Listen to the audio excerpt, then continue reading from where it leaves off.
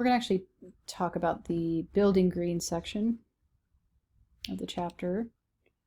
So in recent years, more architects are thinking about ways to reduce the impact on the environment. They try to make the interiors healthier as well. So in the US, we have a thing called the Green Building Council, and it gives away yearly awards for environmentally sensitive design. And architects can submit their designs for a rating from the council.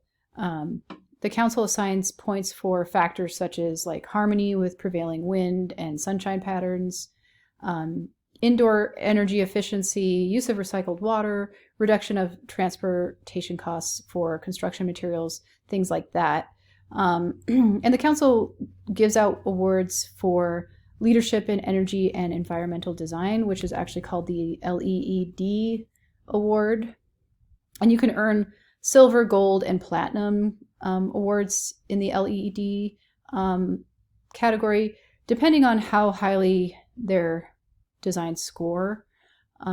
So Michelle Kaufman, she's kind of a famous green building architect, and we'll take a look at a home that she made called the McSolaire home, 2008. It's a prefabricated house, and it's a great example of green building design, and it's a single family home design as well.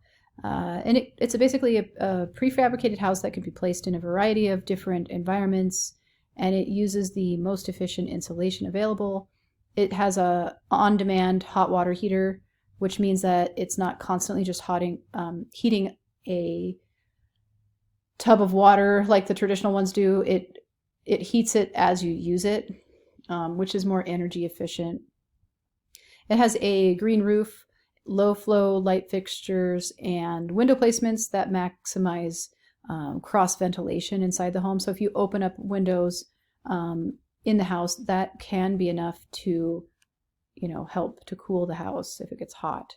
And it can earn a gold or a platinum certification depending on the environment and the site where it is placed. So we'll take another look at another building. Architects can also earn points by rehabilitating existing old buildings, which was done with the building that we're going to talk about next. It was redone in 2009. It's called the Green Building, and it's in Louisville, Kentucky. And it was redesigned by the FER Studio. I'm not quite sure how to say that.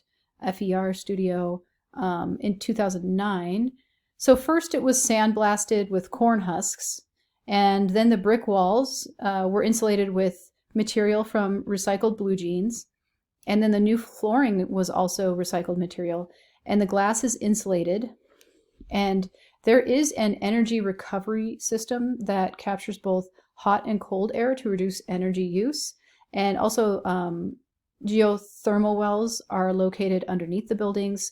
And architects actually tapped into those geothermal wells to heat and cool the building. And solar panels are present on the roof, as well as an open air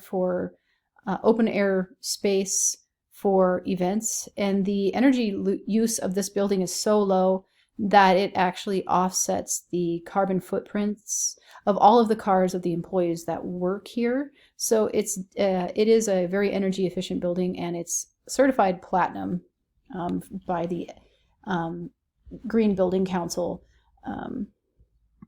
So the first building in Asia to earn the highest LEED certification, which is platinum, was the YS Sun Building Research Center. It's actually a university center, university building in Taiwan.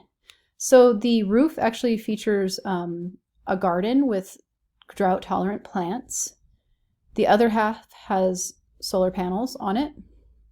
And there's also 14 wind turbines to collect energy. There's 3 vertical shafts in the building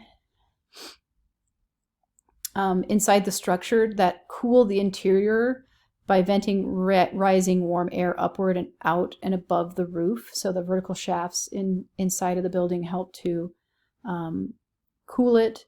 The curtains and carpets are made out of corn cobs and recycled plastic bottles, and there were no imported materials used in building this building, so that everything was locally sourced, and it only uses around 30% of the energy of the average building of this type. Moving on, so we'll talk about Jenny Gang. She's an architect that's famous for making skyscrapers more energy efficient. Most skyscrapers are very inefficient, but Jeannie Gang has worked to make them more efficient. And we'll take a look at one of her skyscraper designs. It's called the Aqua Tower in Chicago, Illinois, 2010. It features these curving and irregular balconies. And these actually help reduce the building's sway in the high winds.